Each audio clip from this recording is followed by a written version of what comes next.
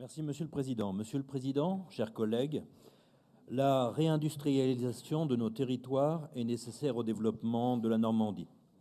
Le groupe des élus communistes et du Front de gauche est évidemment favorable aux mesures qui le permettent. La région est chef de file en matière de développement économique et elle est dans son rôle lorsqu'elle favorise l'installation de nouvelles entreprises sur son territoire. Or, pour construire une politique ambitieuse en matière de développement économique, il ne suffit pas de multiplier les exonérations fiscales. Je prendrai l'exemple de la métropole Rouen-Normandie, que je connais bien, qui a l'un des taux de cotisation foncière des entreprises le plus bas des EPCI de France, sans corrélation avec son niveau d'attractivité. L'avenir industriel de ces zones repose en réalité sur l'aménagement du territoire, et il faut savoir massivement investir dans des infrastructures durables. Pour cela, l'articulation des acteurs appartenant à des filières différentes doit être mise en place et ainsi permettre d'avoir une réflexion globale, en dégageant des priorités dans les filières à développer et dans les systèmes productifs. Il nous semble nécessaire de donner à la Normandie la capacité de porter des projets pour son avenir à long terme.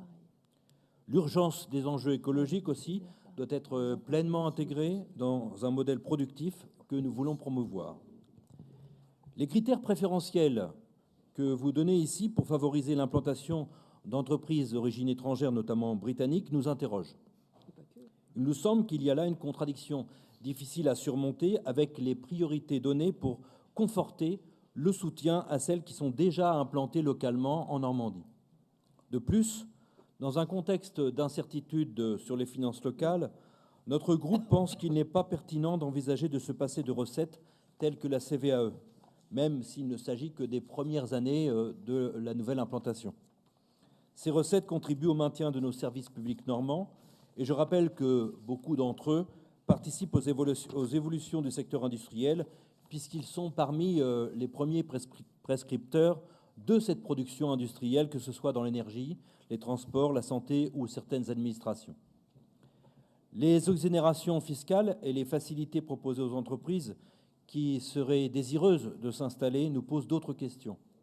Quelles sont les garanties d'implantation durable données par les entreprises lorsqu'elles n'en bénéficieront plus? Quid des garanties sociales en matière de maintien de l'emploi? Quelles garanties écologiques? Je soulignerai également l'absence de ligne budgétaire dédiée à ce projet qui, par ailleurs, a déjà été lancé, et le flou sur les critères retenus par le comité de pilotage pour les entreprises candidates à l'intégration de cette zone économique spéciale. C'est pourquoi notre groupe, Monsieur le Président, s'abstiendra sur ce rapport.